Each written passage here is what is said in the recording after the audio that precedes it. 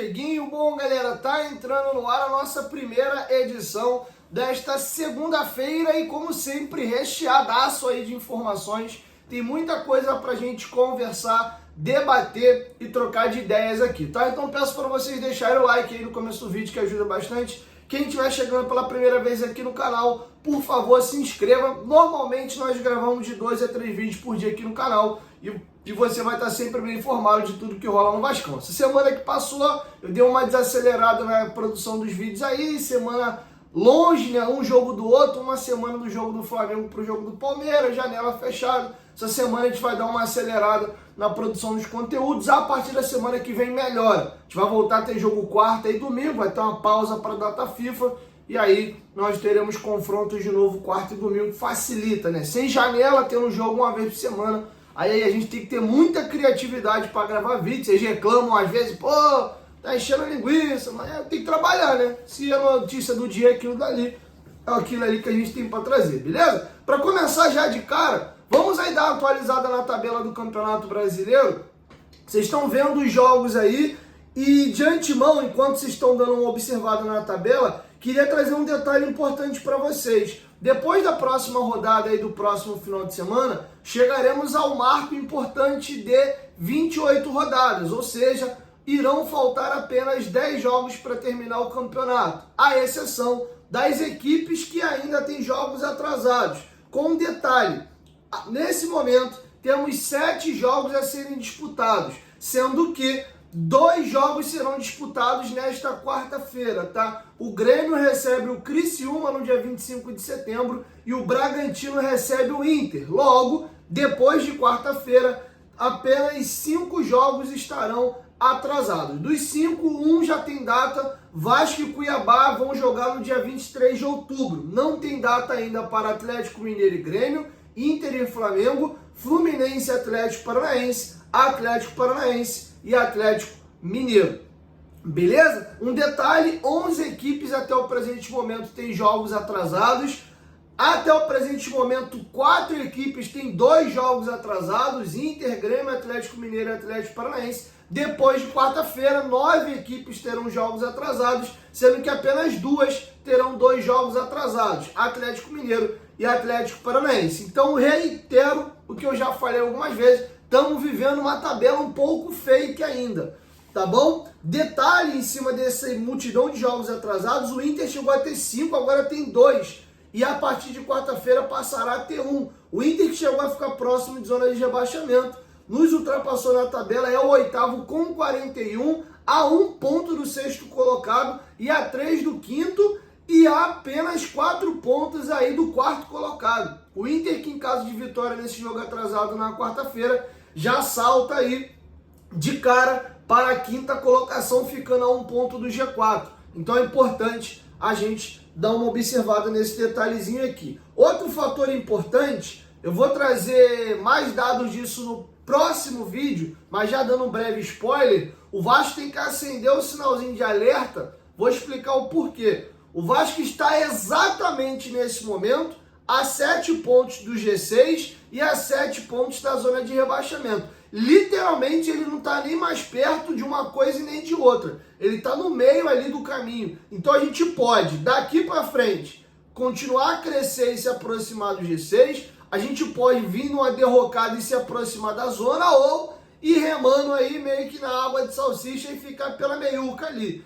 Com um detalhe, que agora é o momento que o campeonato se decide, todo mundo começa a jogar mais a vida, várias equipes vão ser eliminadas agora das Copas, né? A Libertadores agora já vai tirar uma galera, a Sul-Americana também, e a gente chega nas fases semifinais das Copas, tendo aí na Copa do Brasil 4 equipes, na Copa do Brasil, na Sul-Americana e na Libertadores, tendo menos equipes brasileiras para disputar, essa fase. Beleza? Então é importante a gente ter isso em mente, tá? E o Vasco vem de 3 jogos sem vitória, com 2 derrotas e 1 empate. Algo perfeitamente compreensível pela tabela louca que o Vasco tinha. Tem mais uma pauleira para jogar no próximo domingo, é o Cruzeiro lá. Inclusive o Cruzeiro acabou de anunciar o Fernando Diniz, que eu acho um baita treinador como seu novo técnico. Mais uma amostra de que o Cruzeiro vem muito forte para 2025. Diniz vai ter esse final de temporada com o Cruzeiro cheio de reforços, com o dono, um dos nomes mais ricos do país, cruzeirense doente, vai socar mais dinheiro pro ano que vem. Preparem-se para ver o Cruzeiro já ano que vem, brigando por coisas grandes novamente. Esse ano eles vão nessa batida aí para tentar ou a Sul-Americana, que eles estão aí para classificar para a semifinal, ou classificar para a Libertadores via Campeonato Brasileiro. Beleza? Então, importante frisar esses detalhes que eu trouxe para vocês aqui. Então, alerta ligado. Quando eu falo, galera, pé no chão, calma, o time é limitado. A gente, para ganhar os jogos e para conseguir os feitos que o Vasco conseguiu até aqui, é erro zero, é fazendo muita força, sofrendo muitas das vezes boa parte do jogo, Léo Jardim salvando tudo lá atrás, os jogadores ralando a bunda no chão com muita vontade para a gente ir parindo os nossos gols e ir conseguindo chegar nessas fases mais importantes e crescendo na tabela. A gente perdeu um jogador que está fazendo muita falta agora, que é o Adson. Não vejo ainda no elenco um jogador à altura do Adson. A gente vem trocando Ryan, Emerson. O Emerson tem entrado bem nos últimos jogos, mas não é um jogador do nível do Adson. E a gente também acaba vendo que ele oscila bastante, mas vamos desejar boa sorte ao Emerson. Enfim, e o Vasco vem convivendo com falhas individuais frequentes. O Ryan com 2 falhas importantes no intervalo de 3 jogos. O Léo, que tinha vindo de uma sequência de falhas de forma consecutiva, apesar de ter tido uma grande atuação ontem. Então é erro zero para um elenco que já é limitado, tá?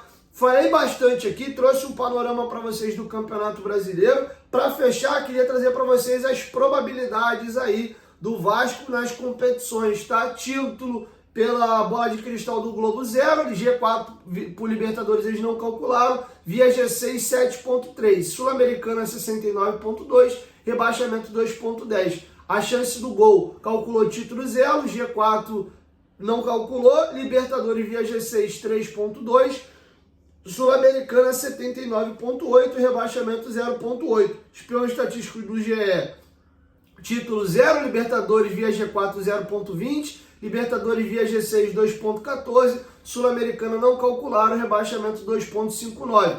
Infobola, título 0, Libertadores via G4 1%, Libertadores via G6 6%, Sul-Americana não calculou, rebaixamento 2%.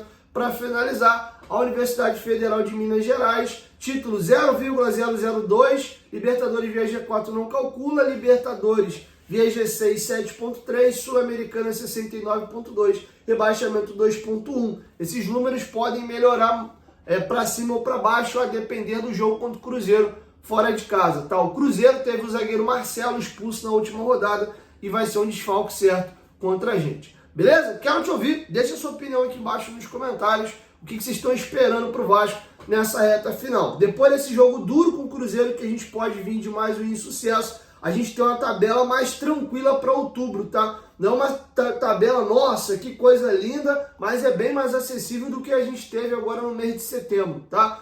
Além dos jogos contra o Atlético Mineiro na semifinal, por brasileiro são 4 jogos. 3 jogos em casa e 1 fora.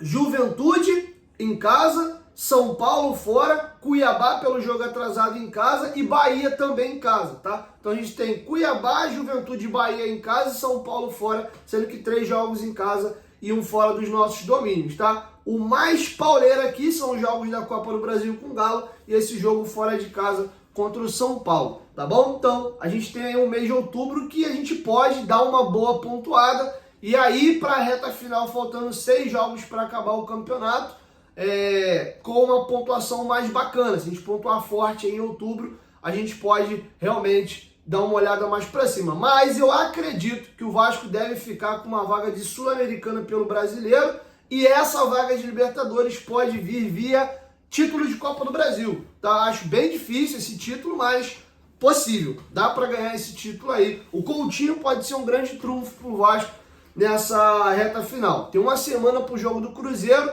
e considerando o jogo da Copa do Brasil tem 10 dias. Torcer para o Coutinho conseguir ganhar forma aí para esse primeiro jogo é fora. Depois tem uma pausa de 10 dias, data FIFA, é bom que vai dar para dar uma carga física. E aí o jogo decisivo em São Januário. Se o Coutinho subir o rendimento dele físico tecnicamente ele é indiscutível, vai ter mais entrosamento com os companheiros e a gente ganha duas armas importantes. Você pode ter Payet e Coutinho se revezando no time sem perder qualidade. Talvez a gente consiga extrair o melhor do Payet até vindo no segundo tempo, pegando o adversário já mais cansado, ele mais ou menos próximo, até um pouco acima dos adversários fisicamente, por estar vindo com o tanque cheio. Aí quem sabe ele não consegue botar melhor seu futebol para fora, beleza? Bom, para finalizar, falei bastante aqui, um tema que foi muito discutido, debatido, foi a questão da arbitragem, tá? Eu vou pegar uma aspas do Verratti ao término da partida. O Verratti ficou bem puto da vida aí e disse o seguinte: outra vez acontece um lance com o Palmeiras. Joguei 3 jogos com eles e nos 3 foram beneficiados com o árbitro. Muito difícil. Temos que melhorar, mas não foi um pênalti claro. 70 mil pessoas, nem os do Palmeiras podem acreditar, tá? Tá feito aí a aspa do Pablo Verratti. Vamos ouvir agora o nosso diretor executivo Marcelo Santana discorrendo sobre o tema também, tá bom? Mas antes, lembrar vocês aí que a Betfair é patrocinadora do Vasco da Gama, grande parceira nossa aqui do canal. Dá essa moral ao Vasco da Gama, se cadastrando aí no primeiro comentário fixado. Se cadastrando, você tem R$600 para fazer apostas grátis. São R$15 disponíveis nos 40 primeiros dias. Aí, ao se cadastrar, você tem direito a participar de 10 super preços e de 10 super cotações. Super preços são as promoções que eu trago para vocês aqui, e o limite dessas apostas no máximo é de R$10. E as super cotações, você faz uma aposta específica, aplica a super cotação e ela melhora a odd para você, beleza? Betfair, parceira do canal Futebolaço, o link tá aqui, ó, na descrição do vídeo e no primeiro comentário fixado. Vamos ajudar o Vascão da Gama, abraçando aí a nossa patrocinadora master, que é a Betfair. Beleza? Vamos ouvir agora o Marcelo Santana fazendo um pronunciamento sobre o confronto contra... Confronto não, sobre a arbitragem aí contra o Palmeiras no lance do não pênalti do Vasco. Confere aí. O Vasco vem mais uma vez se posicionar com relação à falta de critério da arbitragem dentro do Campeonato Brasileiro da Série A. Ali por volta dos 20 do segundo tempo, tem um lance onde o árbitro sinaliza a mão do atleta do Palmeiras, sinaliza com convicção. Veja que o lance estava em posse de bola do Vasco, ele determinou que foi a mão. E aí, durante o momento que ele está montando a barreira, o VAR chama ele para ele conferir provavelmente a posição da bola, porque a mão não teria sido fora da área, a mão teria sido dentro da área. Aí o que acontece? Fato número 1, foi mão. O árbitro confirma as 2 vezes que foi mão. No momento presente do jogo, onde ele determina a falta, quando ele vai ao VAR, ele confirma que foi mão.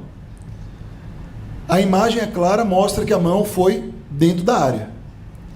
E aí, para não dar o pênalti, ele resolve mudar o critério de interpretação. E diz que a mão vira um movimento natural. Então, se ele tivesse alguma dúvida na origem, ele não precisava ter marcado a falta. Ele poderia ter deixado o lance seguir. Quando o jogo paralisasse, ele poderia ter o recurso do VAR. Então, a gente questiona aqui mais uma vez os critérios que têm norteado a arbitragem dentro do Campeonato Brasileiro da Série A. Para não tratar de questões subjetivas, né, de quando tem uma falta, dá a sequência, depois volta para marcar o impedimento, quando se picota um jogo. A gente está falando de uma situação objetiva. O VAR chamou o árbitro, porque o lance foi dentro da área, o árbitro confirma que teve o toque na mão, confirma que foi dentro da área e resolve mudar a interpretação para não dar um pênalti para o Vasco da Gama, como se fosse um crime não dar um pênalti para o Vasco, porque o Palmeiras está disputando a liderança do Campeonato Brasileiro com o Botafogo. Então fica aí mais uma vez o repúdio do Vasco, e agora que a gente já aprendeu que tem que oficiar, nós vamos oficiar a comissão de arbitragem da CBF, e vamos ver na reunião de segunda-feira que agora criaram, no início da tarde, qual vai ser a justificativa, porque provavelmente mais uma vez vão apelar para o lado subjetivo, porque na parte objetiva que foi mão e foi dentro da área, não tem questionamento, nem o próprio árbitro do jogo questiona. Bom, galera, não vou me tornar repetitivo porque eu já falei isso no pós-jogo, mas só uma pincelada breve, nem todos talvez assistiram o pós-jogo. Vocês sabem como é que eu sou com a arbitragem, né? Eu gosto de ser correto, porque no dia que eu acho que o Vasco é prejudicado para eu poder gritar. Antes de eu falar o que eu já disse até no pós-jogo, vou frisar novamente um detalhe. Eu tenho quase certeza, né? Certeza na vida a gente só tem que vai morrer, né? Mas assim, eu tenho quase certeza que aquele lance fosse pro Palmeiras era marcado, tá? Porque a gente vê que não tem critério. Muitas das vezes a camisa, né, pesa na hora da arbitragem tomar a decisão. Por outro lado, excluindo essa questão de se fosse para Vasco, se fosse para Palmeiras, eu não acho pênalti, tá? O Vanderlan tá com o braço pouco aberto na hora que o jogador do Vasco bate na bola e até a bola sair do pé do jogador e chegar no braço do jogador do Palmeiras, ele fecha. Quando a bola toca, o braço dele tá colado com a perna, pega no punho dele, o punho tá colado com o corpo. Não tem como o jogador arrancar o braço, tá? Enfim, agora o que irrita é a interpretação dúbia, muda de acordo com o clube. Talvez se fosse pro Palmeiras, tava colado, mas a bola ia passar, era um cruzamento que ia para a área, ele impediu a passagem da bola, por que não correu com o braço para trás? Sempre tem um senão, porque quais, quando o lance é com o Vasco, a lupa é maior. Então, o que me incomoda é a falta de critério, mas analisando o lance, esquecendo o contexto, não foi pênalti, tá? Na minha visão, não foi pênalti. Tem até um lance diferente, porque um foi de frente e esse foi de lado. Tem um Vasco e São Paulo no Brasileiro do ano passado, e aí o que irrita, contra o Vasco marca-se a favor não, tem um lance que o jogador do São Paulo, se eu não me engano era o Nicão, acho que o Nicão ainda estava no São Paulo, se eu não estiver falando besteira. O Léo tá marcando ele de frente, o Léo abaixa os braços e faz a base aqui para o jogador tentar driblá-lo, ele fica parado, o cara chuta, o Léo tá com o braço colado no corpo para baixo. A bola pega no braço do Léo, o juiz marca pênalti. Para nossa sorte, o Léo Jardim faz a defesa. No rebote, o jogador chuta até para fora. Isso que irrita. O lance do Hugo Moura, né, que tem um gol anulado contra o Atlético Paranaense, alegando que o Verratti interfere a ação do Thiago Heleno. O Verratti nem saltou para cabecear, mas Vasco e Atlético Mineiro pelo Brasileiro. Tem um cruzamento, acho que é do Scarpa. O Paulinho sobe com o Maicon, atrapalha o Maicon, não toca a bola e o Hulk no segundo pau faz o gol. O Paulinho participa da jogada quando ele salta com o Maicon. E aí o jogo do Galo é validado, o gol, e o do gol do Vasco contra o Atlético Paranaense não. Isso é o que irrita. Não acho que foi pênalti, mas o que me incomoda é essa questão de a mudança muda de acordo com os clubes. E normalmente é sempre contra o Vasco, tá bom? Mas enfim, é importante no futebol brasileiro você gritar um pouco também. Às vezes ameniza o problema de acordo com quem grita mais. Então, de novo, não acho que foi pênalti, mas é importante sim o Marcelo Santana estar gritando lá, porque infelizmente no Brasil as coisas tendem a amenizar quando você grita um pouquinho, beleza? Então é isso, 1, 2, 3, Futebolaço, tamo junto, família, e logo mais eu volto com a segunda e última edição. Hoje tem Futebolaço Podcast às 8 horas da noite, valeu? Tamo junto.